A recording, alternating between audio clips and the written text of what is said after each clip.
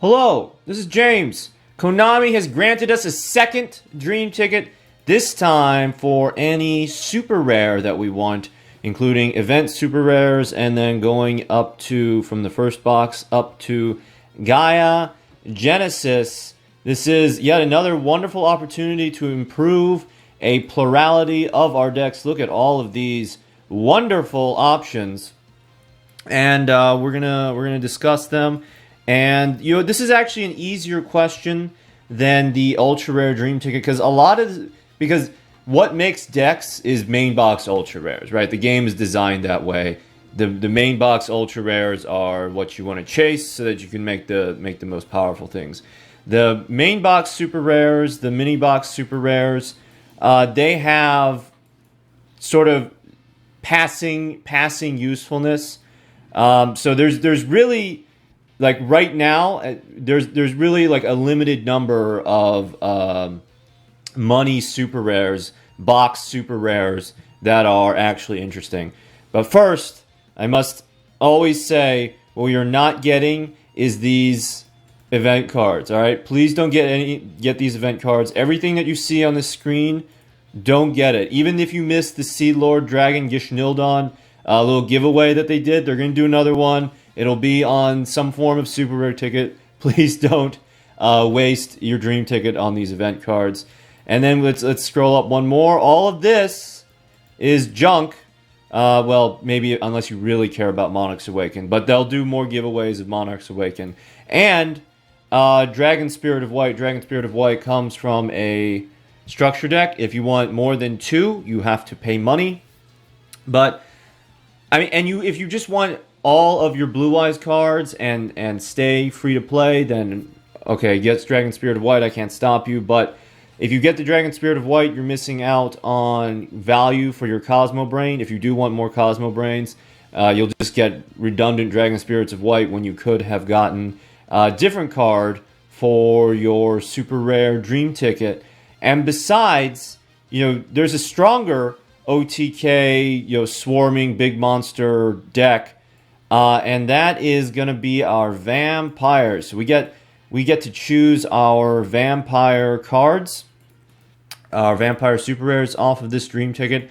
And what I would do if you are trying to build vampires and you are really committed to building vampires, then what I would do is I would go into the mini box, once and then twice, and then whatever of Retainer, Familiar, and Kingdom that you didn't get, redeem your super rare dream ticket for that, right? So you get Retainer, you get Familiar, you get the Kingdom, you go into the mini box again, you get Retainer, you get Kingdom, you stop, and then you use your super rare dream ticket for a second Familiar.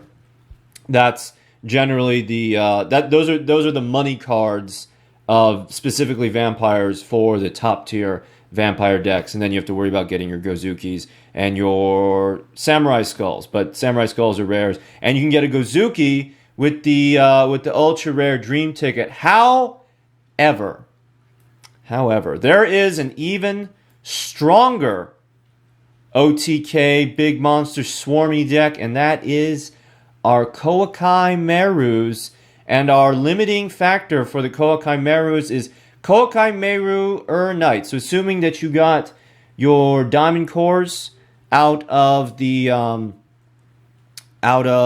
newest main box, then what you are going to be chasing for your build is your Koakai Meru Knights.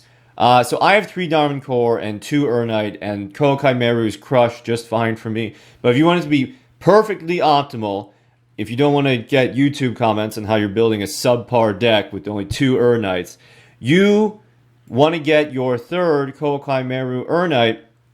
And I think that that's the most compelling card in this entire list. I mean, everything else, every other interesting super rare is going to be in a mini box, and they're not going to build as powerful of a deck as Koakai Merus currently are.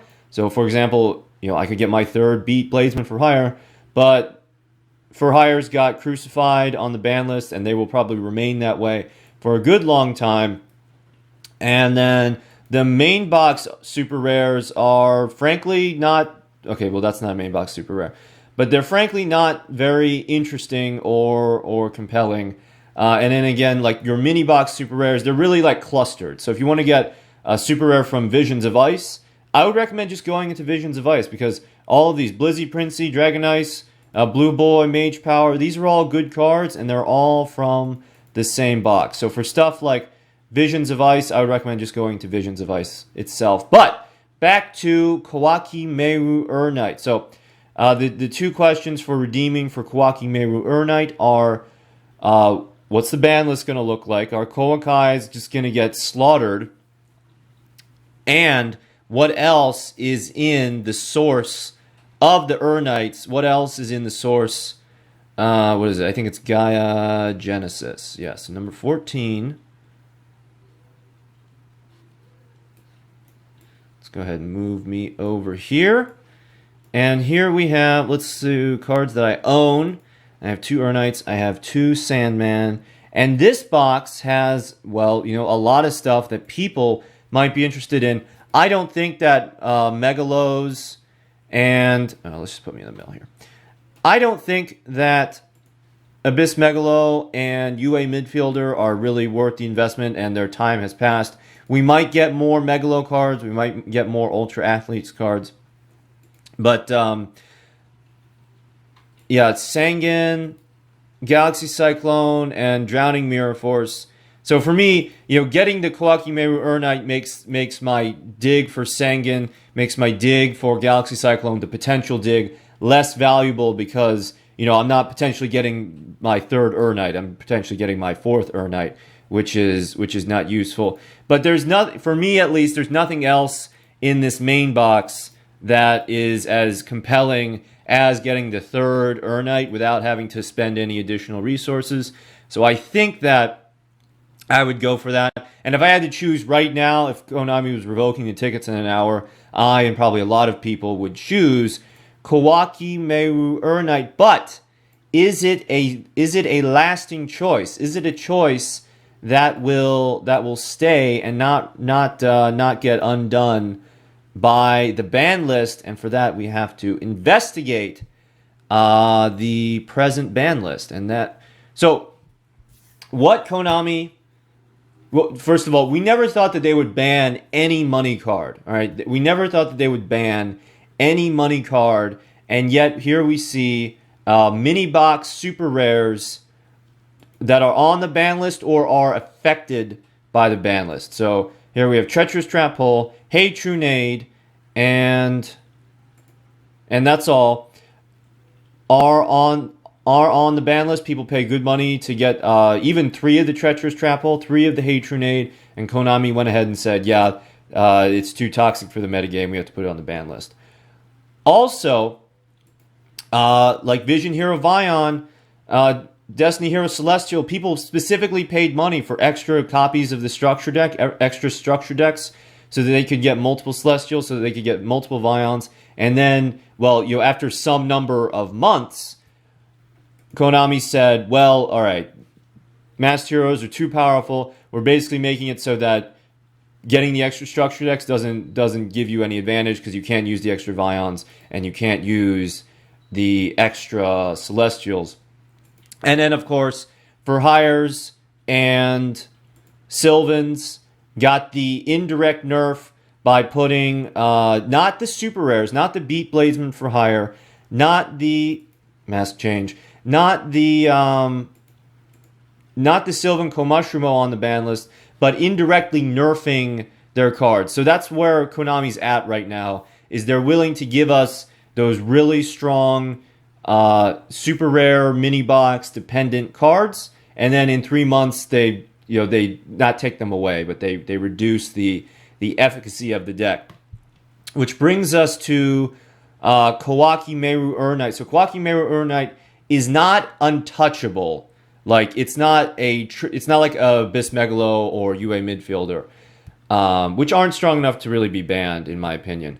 But Kawaki Meru Urnite is that deck. Kawaki Meru's is entirely super rares, but it's super rares from 2 main boxes. So I think that at least for the time being, like minimum, you'll have a minimum of 3 months with your Kawaki Merus because that's how long it took for them to ban Sylvans. That's how long it took for them to put the nerf on for hires.